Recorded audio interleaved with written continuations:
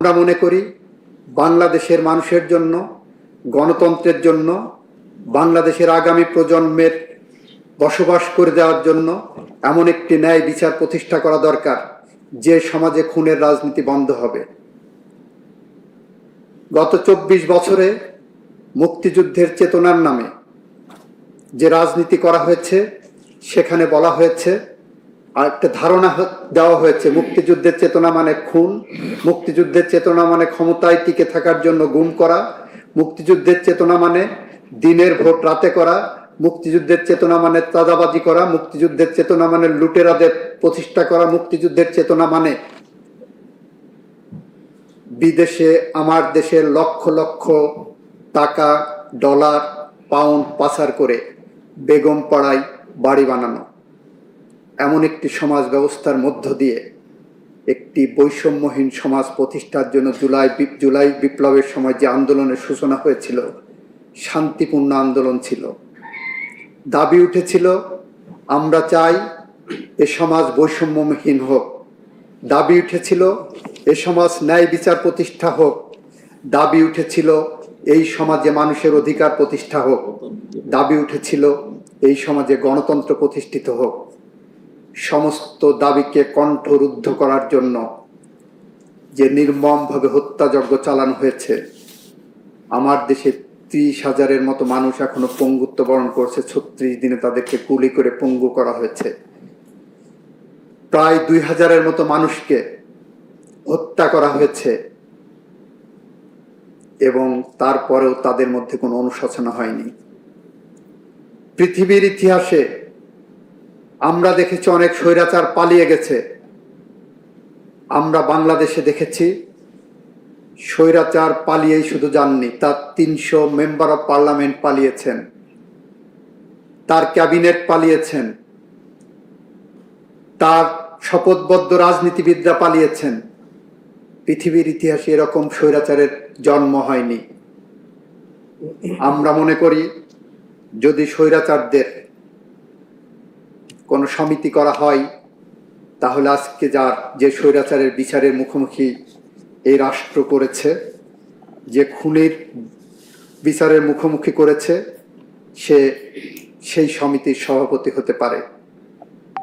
হিটলারের গোয়েবেলস যদি বেঁচে থাকতেন আজ, হয়তো ভাবতেন মিথ্যা কথা শেখার জন্য, মিথ্যা কথা বলার জন্য, মিথ্যা সংস্কৃতি চালু করার জন্য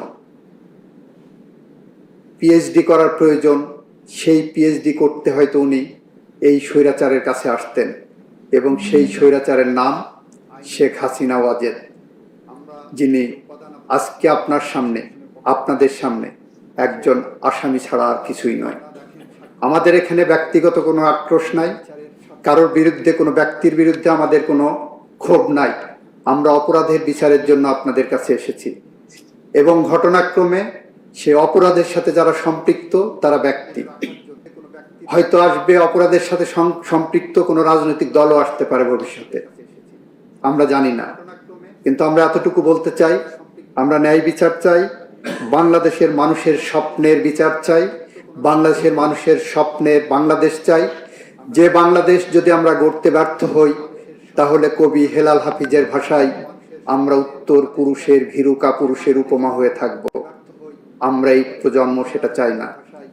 আমরা চাই না বলেই আবু সাইদ মুগ্ধের রক্তের শপথ নিয়ে আমরা আপনাদের সামনে এসেছি। আমরা বলতে এসেছি, আবু সাইদরা যে রক্ত দিয়ে গেছে, যে বাংলাদেশ গড়ার প্রত্যয় দিয়ে গেছে, যে মশাল আমাদের হাতে দিয়ে গেছে, আমরা আমাদের জীবনের শেষ রক্তবিন্দু দিয়ে হলেও সেই মশালকে প্রজ্বলন রাখবো। ন্যায় বিচার প্রতিষ্ঠার পথ সুগম করব। সেই প্রতিষ্ঠায় ন্যায় বিচারে আইনি কাঠামোয় আমরা সর্বোচ্চ শাস্তি চাইব। সেই শাস্তির প্রক্রিয়ায় আমরা হয়তো অলিভার ক্রমওয়েলের মতো ওরকম নির্মম নিষ্ঠুরভাবে ফাঁসি দেওয়ার পরেও 20 বছর শহরের মাঝখানে কোনো অপরাধীর মস্তিষ্ক রাখার ওই নির্মমতায় যেতে চাই না। আমরা আইনি প্রক্রিয়ার মধ্য দিয়েই এই বিচার শেষ করতে চাই। সবাইকে ধন্যবাদ। Much oblige. Thank you, Learned Attorney General, for your very momentous maiden speech. আচ্ছা,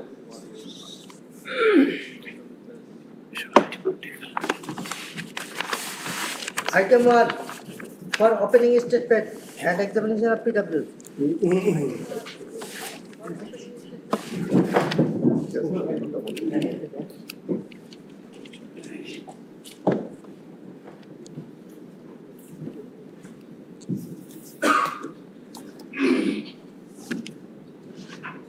May it please this honorable tribunal. যে মামলাটি আজকে ওপেনিং স্টেটমেন্টের জন্য এবং প্রথম সাক্ষ্য গ্রহণের জন্য নির্ধারিত আছে, সেই মামলাটির তদন্ত শুরু হয়েছিল 16/10/2024 খ্রিস্টাব্দে। এই মামলার তদন্ত রিপোর্ট দাখিল হয়েছিল 12 মে 2025 খ্রিস্টাব্দে। এই মামলার অপরাধ আমলে গ্রহণ করা হয়েছিল 1/6 মানে 1 জুন 2025 খ্রিস্টাব্দে। আনুষ্ঠানিক অভিযোগ চার্জ ফ্রেম করা হয়েছিল 10/7/2025 তারিখে এবং আজকে এই মামলাটির ওপেনিং স্টেটমেন্টের জন্য আছে, যেটা ইন্টারন্যাশনাল ক্রাইমস ট্রাইব্যুনালস অ্যাক্ট 1973 এর 10D ধারা মতে আমাদের একটা আইনি বাধ্যবাধকতা এই ওপেনিং স্টেটমেন্ট এই দিস অনারেবল ট্রাইব্যুনালের সামনে প্লেস করার জন্য। তাহলে আমি আমার ওপেনিং স্টেটমেন্টটা আমি ট্রাইব্যুনালের সামনে প্লেস করছি। মাননীয় ট্রাইব্যুনাল, আমি আজ এই মর্যাদাপূর্ণ ট্রাইব্যুনালের সম্মুখে দাঁড়িয়েছি একজন চিফ প্রসিকিউটর এবং রাষ্ট্রপক্ষের প্রধান আইনজীবী হিসেবে। বাংলাদেশের জনগণের পক্ষে কথা বলার গুরু দায়িত্ব আমার প্রতি অর্পিত হয়েছে। এই দায়িত্বে আমি কেবল আইনের সীমারেখায় নয়, নৈতিকতার দায়বদ্ধতায় পরিচালিত, যেখানে আমার কর্তব্য হলো ভুক্তভোগীদের উপর সংগঠিত অপরাধের বিবরণ তুলে ধরা এবং যে মহান উদ্দেশ্যে জুলাই বিপ্লব সংগঠিত হয়েছে তা রক্ষা করা। এই দায়িত্ব পালনে আমাকে সাহায্য করেছেন একদল নিবেদিত প্রাণ প্রসিকিউটর এবং তদন্তকারীরা, এবং আমাদের শক্তি জুগিয়েছেন সেই সব ভুক্তভোগীরা এবং তাদের পরিবারবর্গ। আজ আমরা সেই সব তথ্য প্রমাণ মহান আদালতে তুলে ধরবো যেগুলো প্রমাণ করবে যে এই ঘটনাগুলো কোনো বিশৃঙ্খলার অন্ধকারে নয়, বরং পরিকল্পিতভাবে এবং সুনির্দিষ্ট লক্ষ্যে সংগঠিত হয়েছিল, যা আমাদের স্বপ্নগুলোকে ছিন্ন ভিন্ন করেছে, অগণিত প্রাণ কেড়ে নিয়েছে এবং এমন এক পথ তৈরি করেছে যার প্রতিচ্ছবি প্রজন্মের পর প্রজন্ম ধরে দৃশ্যমান হবে। বিচার চলাকালে আমরা প্রমাণ করব যে আসামিরা তাদের কার্যকলাপের মাধ্যমে এমন ভয়াবহ অপরাধ সংগঠিত করেছে যা বিশ্ব বিবেককে নাড়া দিয়েছে। আমাদের গুরু দায়িত্ব হলো এই অপরাধের জবাবদিহিতা নিশ্চিত করা এবং আগামী প্রজন্মের জন্য ন্যায়ভিত্তিক এক নিরাপদ ভবিষ্যৎ রচনা করা। এই ট্রাইব্যুনাল বিশেষত এই বিচার প্রক্রিয়া কেবল একটি আইনি বিরোধ নিষ্পত্তির মধ্যেই সীমাবদ্ধ নয়, এটি ধারণ করছে ন্যায় বিচারের জন্য এক জাতির আকাঙ্ক্ষা, পদদলিত অধিকার পুনঃপ্রতিষ্ঠার প্রত্যাশা এবং গোটা বিশ্বকে দেখিয়ে দেওয়ার দায়িত্ব যে বাংলাদেশ আইনের শাসন প্রতিষ্ঠায় বদ্ধপরিকর। আমরা আজ এমন এক বিচারের সূচনায় দাঁড়িয়ে আছি যা অত্যন্ত গুরুতর এবং ঐতিহাসিকভাবে তাৎপর্যপূর্ণ। এটি এমন একটি মামলা যা আমাদের জাতির বিবেক ও বিশ্ব মানবতার মনে প্রজন্মের পর প্রজন্ম ধরে অনুরণিত হবে। 3 জন আসামির বিরুদ্ধে এই বিচার অতীতের হিসাব নিকাশ নয়, বরং ন্যায় বিচার, আইনের শাসন, মৌলিক মানবাধিকার সুরক্ষার প্রতি আমাদের সম্মিলিত অঙ্গীকার রক্ষার এক দৃপ্ত পদক্ষেপ। আজ এই আদালত বসেছে সাবেক স্বৈর শাসক শেখ হাসিনার শাসনামলে সংগঠিত সবচেয়ে ভয়াবহ অপরাধগুলোর বিচার করতে। কোনো ব্যক্তি যত উঁচু পদে আসীন হন না কেন কিংবা তার ছায়া যতই দীর্ঘ হোক না কেন, সে আইনের ঊর্ধ্বে নয়। আজ আমরা এই ট্রাইব্যুনালের কাছে নিবেদন করছি যেন দোষীদের সঠিক জবাবদিহিতা নিশ্চিত করা হয় এবং বিচার ব্যবস্থার প্রতি জনগণের আস্থা পুনরুদ্ধার করা হয় এবং গোটা বিশ্বকে এই বার্তা দেওয়া হয় যে অপরাধীরা যত বড়ই হোক তার জন্য বিন্দুমাত্র ছাড় থাকবে না। ইংল্যান্ড এবং ওয়েলসের সাবেক লর্ড চিফ জাস্টিস বিংহাম একবার অত্যন্ত স্পষ্টভাবে বলেছিলেন, "The rule of law is not merely a lawyer's convenience. It is the foundation of a civilized society.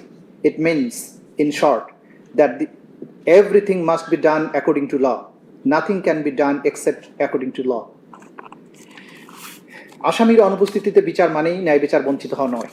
এই ট্রাইব্যুনালের কার্যধারায় 2 জন আসামির অনুপস্থিতিতে বিচার কোনোভাবেই অপরাধীর জবাবদিহিতা নিশ্চিত করার জন্য বাধা হতে পারে না এবং হবে না। আমরা ইতিমধ্যেই একজন স্টেট ডিফেন্স লয়ার নিয়োগ দিয়েছি 2 জন পলাতক আসামির জন্য। এই ট্রাইব্যুনাল দিয়েছেন। এই ট্রাইব্যুনাল আইন অনুযায়ী রায় প্রদানের পূর্ণ ক্ষমতা রাখে। 2 জন আসামি আদালতের ক্ষমতার কাছে আত্মসমর্পণ না করে বারবার অনুপস্থিত আছেন। স্পষ্টভাবে বলা প্রয়োজন, আসামিদের ইচ্ছাকৃত পলায়ন কিংবা কোনো বিদেশি রাষ্ট্রের নিষ্ক্রিয়তা এই ট্রাইব্যুনালের সত্য অনুসন্ধান এবং ন্যায় বিচার নিশ্চিতের গুরু দায়িত্ব পালনকে বাধাগ্রস্ত করতে পারবে না। ন্যায় বিচারের হাত দীর্ঘ, অনুপস্থিতি বা উদাসীনতা তাকে আটকাতে পারে না। ন্যায় বিচার নিশ্চিত করার অত্যাবশ্যকীয়তা। একটি সভ্য সমাজের মূল পরিচয় হলো যে সমাজের ন্যায় বিচার থাকবে, দুষ্টের দমন এবং শিষ্টের পালনের ব্যবস্থা থাকবে। আমরা দৃঢ়ভাবে প্রতিশ্রুতিবদ্ধ যে আসামিদের অধিকার সম্পূর্ণভাবে রক্ষা করা হবে এবং এই প্রক্রিয়ার প্রতিটি ধাপ জনসাধারণের জন্য উন্মুক্ত থাকবে। এর মধ্য দিয়ে আমরা প্রমাণ করব যে বাংলাদেশের ন্যায় বিচার প্রতিষ্ঠার স্পৃহা একটি জীবন্ত অঙ্গীকার যা প্রজন্মের পর প্রজন্ম ধরে চলমান থাকবে। এই ট্রাইব্যুনাল হোক আমাদের সম্মিলিত প্রতিজ্ঞার স্মারক। বিচারের ঐতিহাসিক গুরুত্ব। আমাদের জাতির আইন ও নৈতিকতার ইতিহাসে এই মামলা অভূতপূর্ব। এখানে অভিযোগকৃত অপরাধগুলো কোনো দূর অতীতের যুদ্ধের বিশৃঙ্খলায় বা সমাজের আইনহীন বিশৃঙ্খল প্রান্তরে ঘটেনি, বরং ঘটেছে আমাদের গণতন্ত্রের কেন্দ্রস্থলে, জনসমাগমে এবং জনপথগুলোতে, যেখানে জাতির তরুণেরা আশা, বিবেক ও ন্যায়সঙ্গত ও অন্তর্ভুক্তিমূলক ভবিষ্যতের দাবিতে সমবেত হয়েছিল। তাদের শান্তিপূর্ণ পরিবর্তনের আহ্বানকে সংলাপ বা ন্যায়পরায়ণতা দিয়ে কিংবা সংস্কার দিয়ে নয়, বরং বর্বরতা এবং দমন পীড়নের মাধ্যমে জবাব দেওয়া হয়েছিল। আওয়ামী লীগ শাসনের ঐতিহাসিক প্রেক্ষাপট। এই বিচারের প্রক্রিয়ার গুরুত্ব সম্পূর্ণভাবে বুঝতে হলে 2024 সালের জুলাই এবং আগস্ট মাসে সংঘটিত ঘটনাবলীকে বাংলাদেশের সাম্প্রতিক রাজনৈতিক ইতিহাসের বৃহত্তর প্রেক্ষাপটে দেখতে হবে। দীর্ঘদিন ধরে জাতীয় রাজনীতিতে প্রভাবশালী শক্তি হিসেবে আওয়ামী লীগ গণতান্ত্রিক পুনর্জাগরণ এবং উন্নয়নের মিথ্যা বাতাবরণ তৈরি করে পরপর কয়েক মেয়াদে তাদের শাসন ক্রমশ একদলীয় দুঃশাসন, মৌলিক মানবাধিকার হরণ, ভিন্নমত দমনের নিষ্ঠুর পন্থায় মানবতা বিরোধী অপরাধ সংগঠন করে গেছে। 2010-এর দশকের প্রথম দিকে দলটি ক্ষমতাসীন হওয়ার পর ইচ্ছেমতো সাংবিধানিক এবং আইনি পরিবর্তন আনয়নের মাধ্যমে ধীরে ধীরে সমস্ত ক্ষমতা প্রধানমন্ত্রীর কাছে কেন্দ্রীভূত করে। বিচার বিভাগ, আইন শৃঙ্খলা বাহিনী এবং গণমাধ্যম সমূহ গুরুত্বপূর্ণ রাষ্ট্রীয় প্রতিষ্ঠানগুলোকে সরাসরি নিয়োগ, বিধিনিষেধ এবং বাক স্বাধীনতা হ্রাসকারী আইনের মাধ্যমে সরকারের কঠোর নিয়ন্ত্রণে আনা হয়। সংসদ এবং জনগণের ভেতরের সমালোচকরা ভয়ভীতি, আইনি হয়রানি অথবা রাজনৈতিক প্রক্রিয়া থেকে বহিষ্কারের শিকার হন। নাগরিক সমাজ এবং সাংবাদিকরা যদি সরকারের বিবৃতিকে প্রশ্নবিদ্ধ করতেন, তবে তাদেরকে নজরদারি, সেন্সরশিপ এবং নির্বিচার গ্রেপ্তারের হুমকির মুখে পড়তে হতো। ক্রমশ বিরোধী দলগুলো প্রতিদ্বন্দ্বিতাপূর্ণ নির্বাচন থেকে দূরে নিক্ষিপ্ত হয়। নিবর্তনমূলক আইন এবং রাজনৈতিক কর্মকাণ্ড দমনে রাষ্ট্রযন্ত্রের আচরণের কারণে বিরোধী রাজনৈতিক দলগুলো কোণঠাসা হয়ে পড়ে। অংশগ্রহণমূলক গণতন্ত্রের পরিবর্তে তোষামোদী এবং ভয়ের সংস্কৃতি জনগণের নিয়মতান্ত্রিক প্রতিবাদ এবং অনানুপাতিক শক্তি প্রয়োগের মাধ্যমে দমন করা হতো। এভাবে একসময় বহুমুখিতা এবং মুক্ত আলোচনার পরিবেশ ধীরে ধীরে সংকীর্ণ এবং স্তব্ধ হয়ে যায়। 2024 সালের মধ্যে এই পরিস্থিতি বিশেষত দেশের যুব ও ছাত্র সমাজের মধ্যে তীব্র হতাশার জন্ম দেয়, যারা ঐতিহ্যগতভাবে বাংলাদেশের গণতান্ত্রিক চেতনার মশাল বাহক।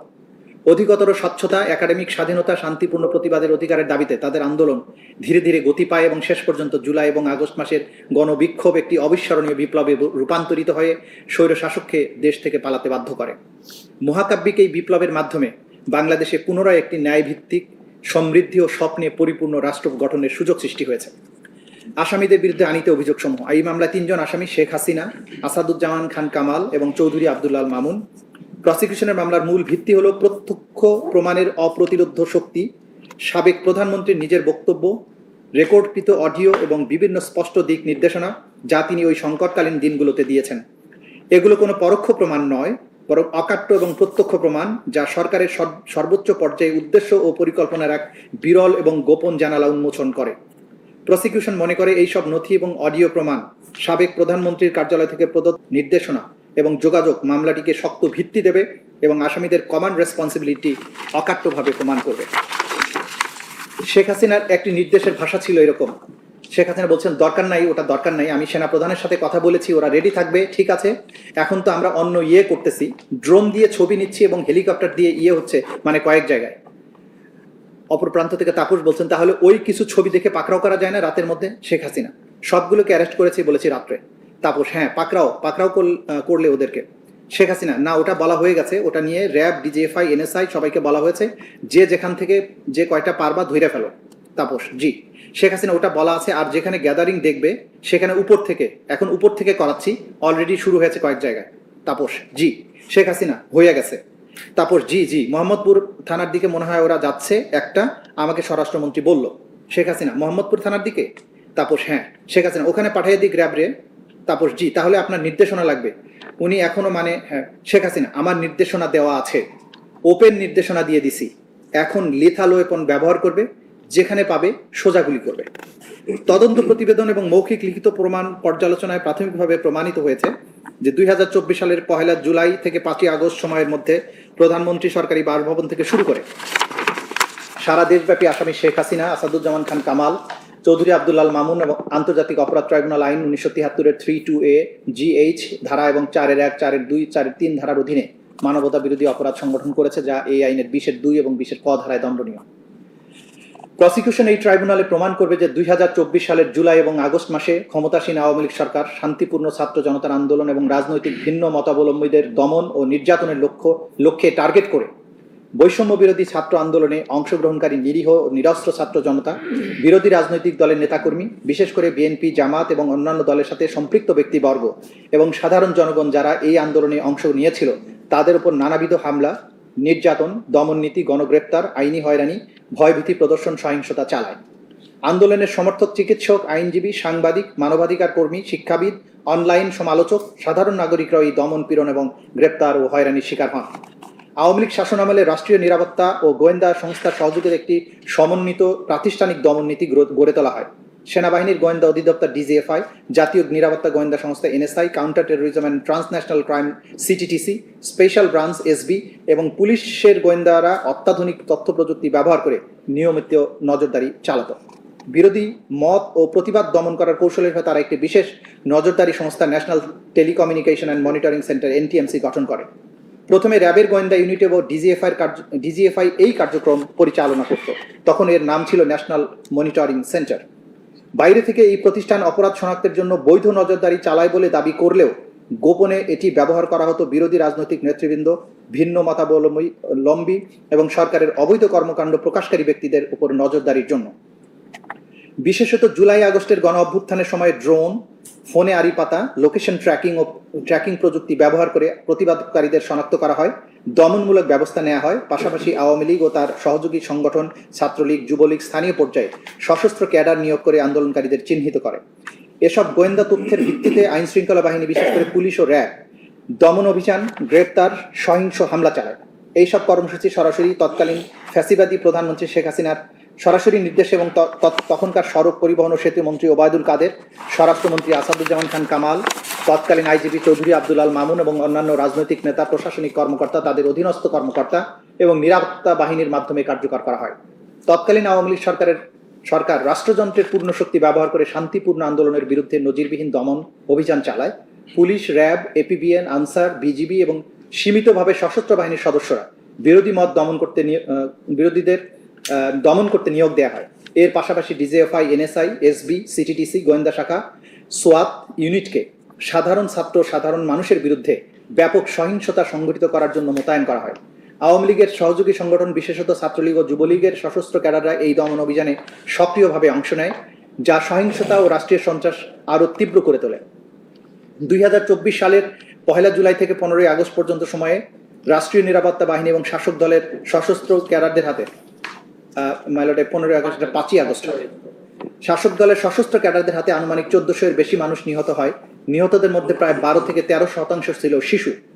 নিরাপত্তা বাহিনী নির্বিচার মারাত্মক ও কম মারাত্মক উভয় ধরনের অস্ত্র ব্যবহার করে। সামরিক মানের রাইফেল, শটগান, গুলি, রাবার বুলেট, টিয়ার গ্যাস, কিছু কিছু এলাকায় হেলিকপ্টার থেকে গুলি চালানো এবং নিরস্ত্র আন্দোলনকারীদের সরাসরি হত্যা করার রিপোর্ট পাওয়া যায়। হাজারো আন্দোলনকারী পথচারী সংগঠকদের বিনা পরোয়ানায় গ্রেপ্তার করা হয়, যাদের মধ্যে শিশু, নারী ও স্বাস্থ্যকর্মীরাও ছিল। শুধু 17 জুলাই থেকে 29 জুলাইয়ের মধ্যে 10,000-এর বেশি গ্রেপ্তারের রিপোর্ট পাওয়া গেছে। গণহারে আটক ব্যক্তিদের উপরে নির্যাতন, যৌন সহিংসতার অভিযোগ ব্যাপকভাবে পাওয়া গেছে।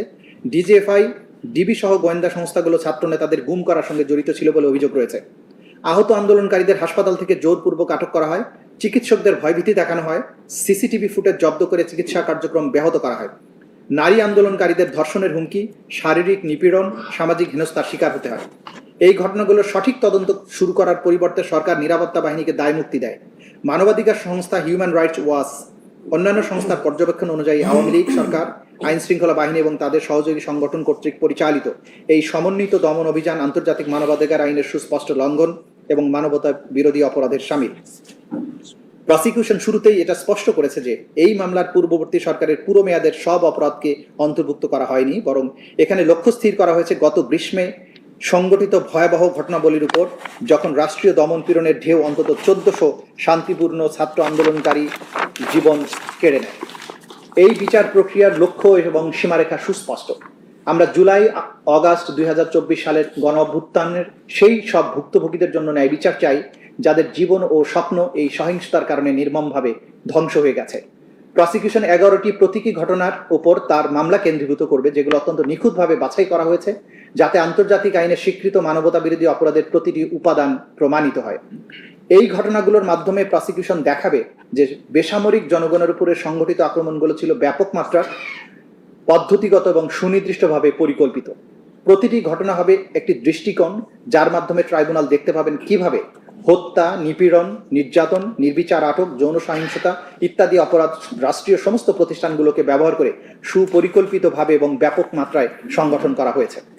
এই 11টি ঘটনার বিস্তারিত বিশ্লেষণের মাধ্যমে প্রসিকিউশন সন্দেহাতীতভাবে প্রমাণ করবে যে ব্যাপক বা পদ্ধতিগত আক্রমণ যা রাষ্ট্রীয় নীতির অংশ হিসাবে বেসামরিক জনগণকে লক্ষ্যবস্তু করে চালানো হয়েছিল তা মানবতা বিরোধী অপরাধের সমস্ত শর্ত পূরণ করেছে। আমরা দেখাবো যে দমনমূলক ব্যবস্থাগুলো ইচ্ছাকৃতভাবে পরিকল্পিত এবং ব্যাপক মাত্রায় সংগঠিত হয়েছিল এবং অভিযুক্তদের দায় নিয়ে কোনো সন্দেহের অবকাশ নেই এবং থাকবে না। শান্তিপূর্ণ ছাত্র আন্দোলনকারীদের বিরুদ্ধে বর্বরতা স্পষ্টভাবে বলা প্রয়োজন। এই প্রসিকিউশনের মামলা কোনো বিমূর্ত আইনের নীতি নয়, বরং তরুণীদের জীবনে ঘটে যাওয়া জীবন্ত বাস্তবতা।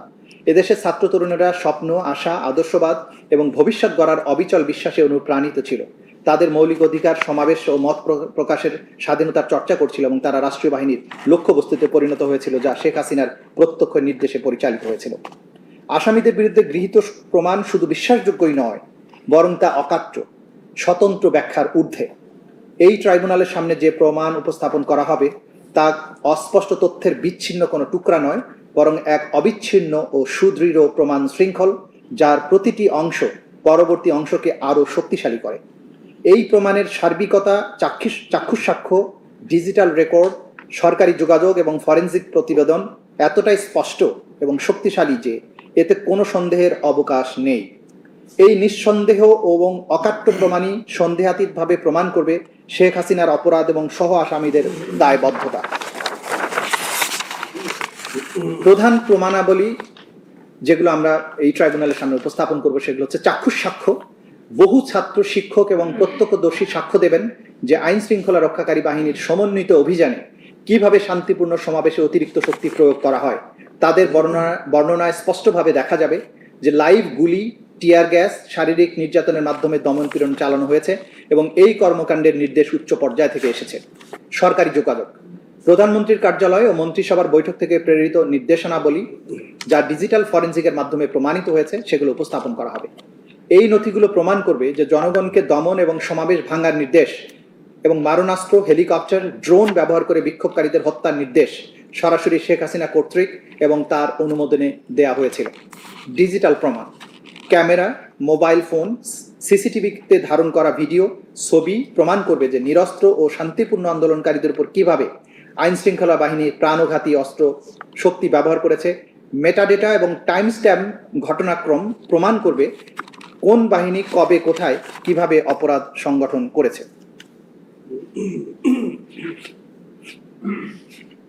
মেডিকেল এবং ফরেনসিক প্রতিবেদন, ময়নাতদন্ত হাসপাতালের রিপোর্টে ছাত্রদের উপর চালানো ভয়াবহ সহিংসতার প্রমাণ রয়েছে। ক্ষত এবং আঘাতের ধরন নির্দেশ করে এগুলো রাষ্ট্রীয় বাহিনীর কার্যকলাপের সঙ্গে সরাসরি সম্পর্কযুক্ত। এছাড়াও তদন্তে গৃহীত প্রমাণের মধ্যে রয়েছে জব্দকৃত নথি, সংবাদপত্র, ভিডিও ফুটেজ, অডিও ক্লিপ, বিশেষজ্ঞদের মতামত, নিহতদের পরিবার, আহত ব্যক্তি ও প্রত্যক্ষদর্শীদের সাক্ষ্য এবং গুরুত্বপূর্ণ উপকরণ যেমন 14 জুলাই 2024 খ্রিস্টাব্দে শেখ হাসিনার উস্কানিমূলক বক্তব্য, শেখ হাসিনা ও ফজলে নূর তাপসের মধ্যে ফোনালাপ, শেখ হাসিনা ও ঢাকা বিশ্ববিদ্যালয়ের তৎকালীন ভাইস চ্যান্সেলরের মধ্যে ফোনালাপ, তৎকালীন ডিএমপি কমিশনারের ওয়্যারলেস বার্তার সিডি, আসামি আসাদুজ্জামান খান কামাল এবং চৌধুরী আব্দুল আল মামুন কর্তৃক হাসিনার আদেশ বাস্তবায়নের কার্য বিবরণী। তদন্তে প্রমাণিত হয়েছে যে তৎকালীন প্রধানমন্ত্রী শেখ হাসিনা, তৎকালীন স্বরাষ্ট্রমন্ত্রী আসাদুজ্জামান খান কামাল, তৎকালীন আইজিপি চৌধুরী আব্দুল আল মামুন 2024 সালের 1 জুলাই থেকে 5 আগস্ট পর্যন্ত সময়ে ইচ্ছাকৃতভাবে এবং সম্পূর্ণ জ্ঞাতসারে শান্তিপূর্ণ, নিরীহ এবং নিরস্ত্র ছাত্রদের বিরুদ্ধে দেশব্যাপী ব্যাপক মাত্রায় ও পদ্ধতিগত ওয়াইড স্প্রেড অ্যান্ড সিস্টেম্যাটিক হামলা চালায়। এর মধ্যে ছিল প্রাণঘাতী অস্ত্র, হেলিকপ্টার, ড্রোন এবং অন্যান্য মারণাস্ত্রের ব্যবহার, উস্কানি, ষড়যন্ত্র ও পরিকল্পিতভাবে ছাত্র আন্দোলন দমন, 1400-এর বেশি মানুষকে হত্যার চেষ্টা, হাজারো ছাত্রকে গুরুতর আহত ও পঙ্গু করা, বেআইনি আটক, নির্যাতন, মিথ্যা মামলা, অপহরণ, মৃত ও আহতদের পুড়িয়ে ফেলা, চিকিৎসা সেবা বাধাগ্রস্ত করা, জানাজা ও দাফন প্রতিরোধ করা, চিকিৎসকদের উপরে চাপ সৃষ্টি করে মৃত্যুর কারণ বিকৃত করা, অজ্ঞাত লাশ হিসাবে দাফন বাধ্য করা, জোরপূর্বক স্বীকারোক্তি আদায়, হাসপাতালে আহতদের উপর পুনরায় হামলা, নারী আন্দোলনকারীদের উপরে যৌন সহিংসতা। আসামিদের দায়বদ্ধতা। তৎকালীন সময়ে আসামি শেখ হাসিনা ছিলেন বাংলাদেশের প্রধানমন্ত্রী, নির্বাহী বিভাগের প্রধান, আওয়ামী লীগের সভাপতি এবং 14 দলীয় জোটের নেত্রী। ফলে সমস্ত ক্ষমতা ও কর্তৃত্বের কেন্দ্রবিন্দুতে ছিলেন তিনি। একনায়কতান্ত্রিক শাসক হিসেবে তিনি এককভাবে সব গুরুত্বপূর্ণ সিদ্ধান্ত নিতেন। তার অধীনস্থ কর্মকর্তারা রাজনৈতিক ও প্রশাসনিকভাবে তার নির্দেশ বাস্তবায়নের সর্বদা আগ্রহী ছিলেন। জুলাই আন্দোলনের সময় সংগঠিত মানবতা বিরোধী অপরাধগুলোর একমাত্র উদ্দেশ্য ছিল শেখ হাসিনার ক্ষমতা ধরে রাখা। তিনি ছিলেন এই সমস্ত অপরাধের কেন্দ্রবিন্দু বা নিউক্লিয়াস। অন্যান্য আসামিরা তার অধীনে থেকে বুঝতেন যে শেখ হাসিনার ক্ষমতায় থাকার উপরই তাদের নিরাপত্তা এবং পুরস্কার নির্ভর করছে। আসামি আসাদুজ্জামান খান কামাল স্বরাষ্ট্রমন্ত্রী হিসাবে ছিলেন আওয়ামী লীগের একজন সিনিয়র নেতা এবং নীতি নির্ধারক এবং কথিত গ্যাং অফ 4 এর সদস্য। আন্দোলন দমনের সমস্ত সিদ্ধান্ত তার ধানমন্ডির বাসভবনে অনুষ্ঠিত কোর কমিটি থেকে নেওয়া হতো। তিনি দেশের আইন শৃঙ্খলা রক্ষাকারী বাহিনীর পূর্ণ নিয়ন্ত্রণে ছিলেন। আসামি চৌধুরী আব্দুল্লাহ আল মামুন তৎকালীন আইজিপি স্বরাষ্ট্রমন্ত্রীর একনিষ্ঠ সহযোগী হিসাবে আইন শৃঙ্খলা বাহিনীর প্রত্যক্ষ নিয়ন্ত্রক ছিলেন। তিনি আসাদুজ্জামান খান কামাল নিজেরা উপস্থিত থেকে নিরস্ত্র ছাত্র সাধারণ মানুষের উপরে নির্বিচার গুলি চালানোর নির্দেশ বাস্তবায়ন করা হচ্ছে কিনা তা তদারকি করতেন। 27 জুলাই 2024 তারিখে যাত্রাবাড়ি থানার সামনে আইন শৃঙ্খলা বাহিনীর গুলিবর্ষণের ভিডিও ডিএমপির তৎকালীন ডেপুটি কমিশনার ওয়ারি জোন ইকবাল স্বরাষ্ট্রমন্ত্রী আসাদুজ্জামান খান কামাল এবং চৌধুরী আব্দুল্লাহ আল মামুনকে দেখান, যা পরে স্বরাষ্ট্র সচিব জাহাঙ্গীর আলমকেও দেখানো হয়। প্রধানমন্ত্রী শেখ হাসিনা, স্বরাষ্ট্রমন্ত্রী আসাদুজ্জামান খান কামাল, আইজিপি আব্দুল্লাহ আল মামুন এই তিনজনই সর্বোচ্চ কর্তৃত্বের আসনে থেকে যৌথ অপরাধমূলক পরিকল্পনা, জয়েন্ট ক্রিমিনাল এন্টারপ্রাইজ এবং কমান্ড রেসপন্সিবিলিটির মাধ্যমে তাদের অধীনস্থ বাহিনী এবং দলের সশস্ত্র ক্যাডারদের নিয়ে দেশব্যাপী প্রাণঘাতী হামলার নির্দেশ দেন।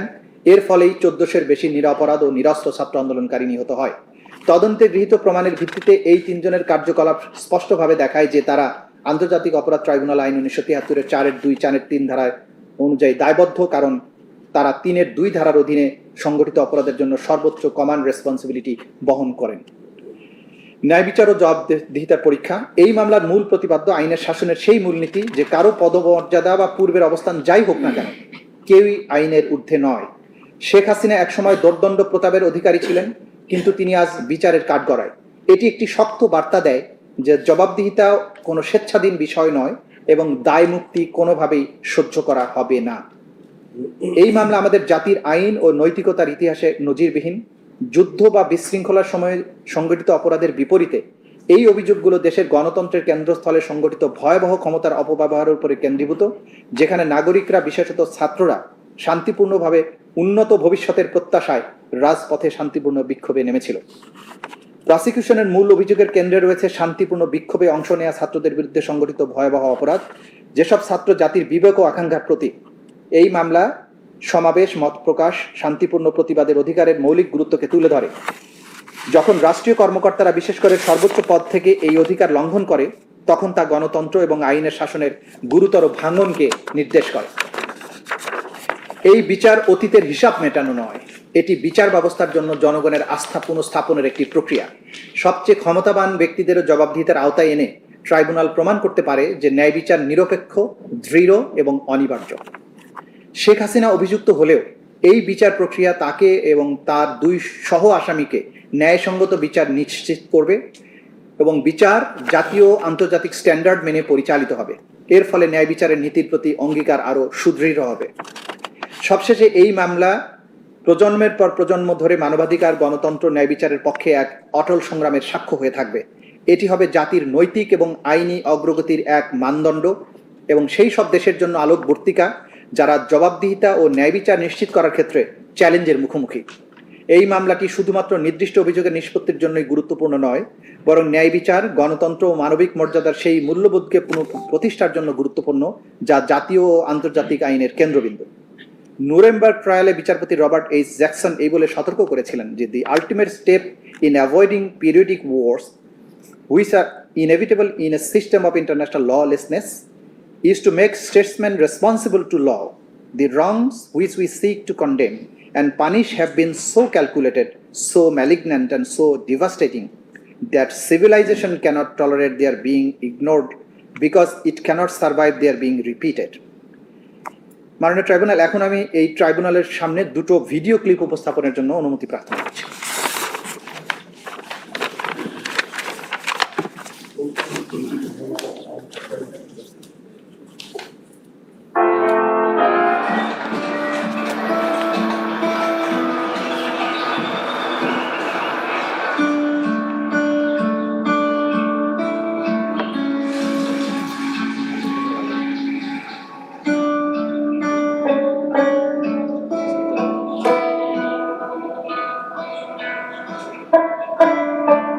আবু সাঈদের প্রসারিত দুই হাত যেন এক অলঙ্ঘনীয় পর্বত। কোনো বর্গীর স্বার্থ নেই যেটা অতিক্রম করে বাংলাদেশের মানুষকে স্পর্শ করতে পারে।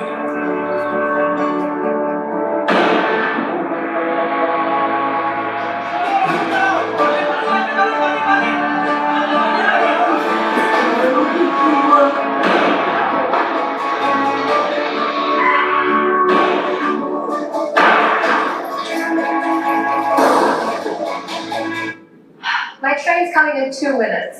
Enough time to lower my rent by 5,000 euros. I mean, check it out.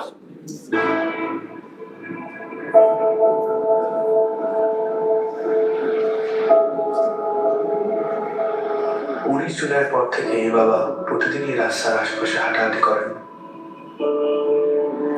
কখনো আবার নির্বাক দাঁড়িয়ে থাকেন। উনি সামনের দিকে তাকিয়ে থাকেন, কিন্তু আসলে কোনো দিকেই তাকান না।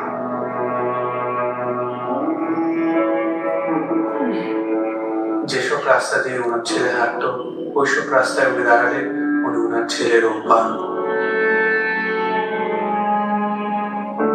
আমার ছেলের মৃত্যু অবস্থায় তখন দাবান দিতে নিয়ে যাবে, এর আগে দেখছি হাসতেছে, সে হাসতেছে, হাসি মুখ অবস্থা। ইভেন্টের কাজ করতো, শুধু বাজারে কিভাবে একটু সাহায্য করে, কোনো আজে বাজে আড্ডাতে ছিল না। ওই সারাদিন শুধু কলেজ থেকে আসে ও একটুখানি বিকেল বেলা একটু বন্ধু বান্ধব নিয়ে ক্রিকেট খেলতো, ক্রিকেটের পাগল।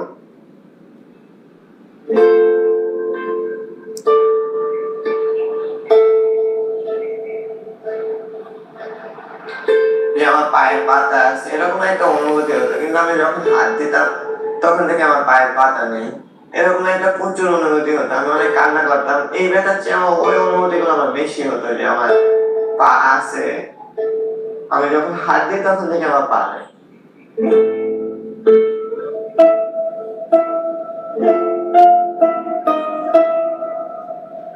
এই হসপিটালে আমি অল্প কিছুদিন হলো আসলাম, পা দিয়ে নতুন ভাবে হাঁটা শিখতে আসছি। মানে ছোটকালে যেভাবে হাঁটা শিখেছি মা, ওই রকম এখানে হাঁটা শিখাচ্ছে আর কি।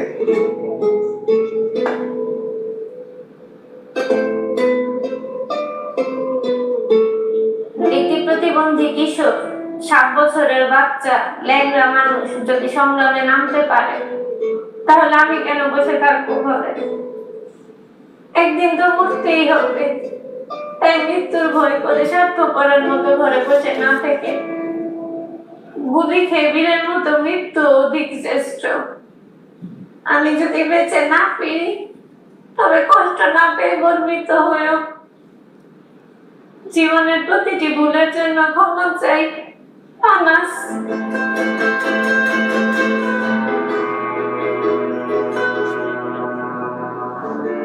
আমার সন্তানের বুকে গুলি লাগছে, আর ছিদ্রটা হয়েছে আমার কলিজায়।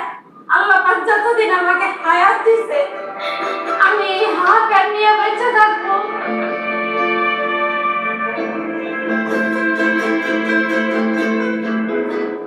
প্রিয় বাবা, আসলে আমার জন্য একটা কিছু না কিন্তু চকলেট নিয়ে আসছো। প্রিয় বাবা নাই বাড়িতে, যখন বাইরে গেছে আর পুলিশ শাসনকে ঘুরে মেরে দিছে।